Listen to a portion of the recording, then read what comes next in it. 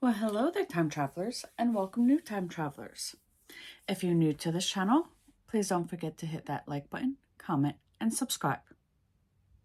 Without further ado, come along as we go back in history and learn something. Today, we're going to start in 1832 when mathematician and novelist Lewis Carroll, especially remembered for Alice's Adventure in Wonderland, that was published in 1865, and its sequel, Through the Looking Glass, published 6 years later in 1871, was born in Daresbury, Cheshire, England, which is probably where he got the Cheshire cat. In 1880, American inventor Thomas Edison patented the incandescent lamp. I'm not quite sure exactly what that is. Just 5 years later, in 1885, Jerome Kern, an American composer best known for his musical comedies, was born.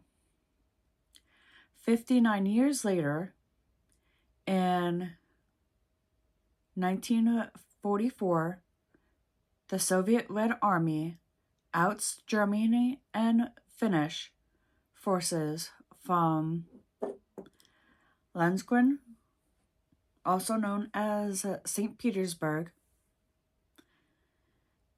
concluded on an 872-day siege. The following year, in 1945, the Nazi concentration camp at Auschwitz, Poland, was liberated by Soviet troops.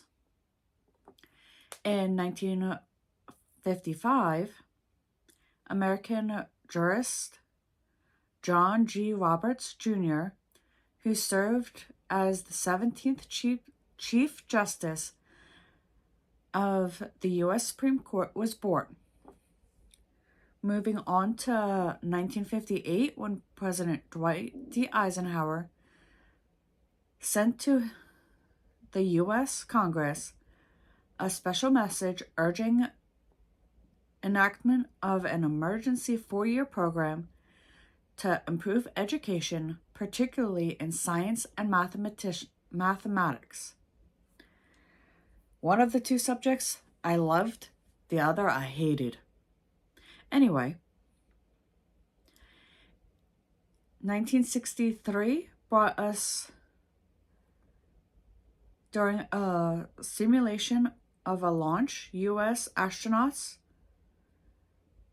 Virgil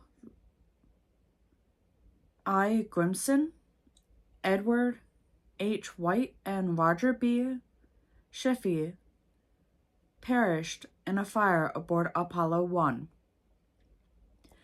The Paris Accord ending the Vietnam War, America's longest war to that time, was signed on this day in 1973, providing for an exchange of prisoners and for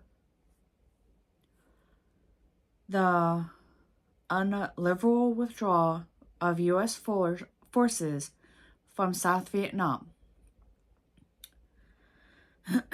3 years later, in 1976, the first episode of the sitcom Laverne and Shirley, a spin-off of Happy Days, aired on ABC.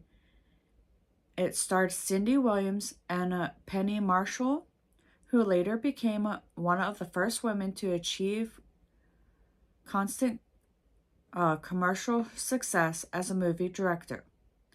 Now, I was talking to my mom and grandmother last night about this, and they were saying that Penny Marshall, her husband, was also a director, and that's how she got her start. Excuse me.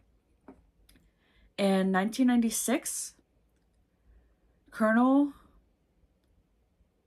Ibrahim Ber Manshir led a successful military coup in Niger against the dramatically elected government of President Mahem Outsmate. 1996 also brought us France donating its sixth and most powerful nuclear bomb.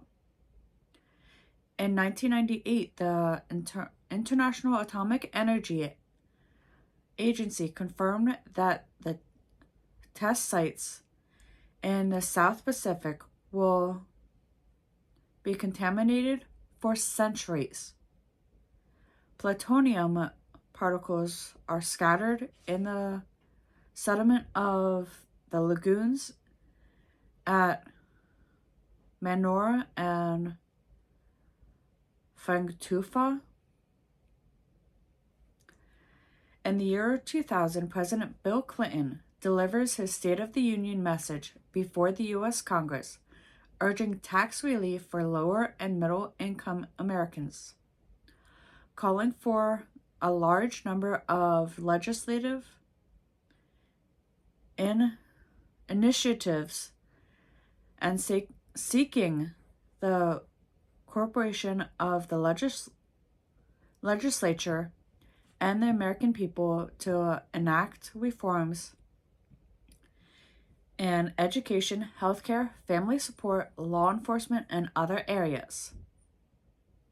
In 2009, Mexico's central bank reported that for the first time since it began tracking the figure, the amount of money sent in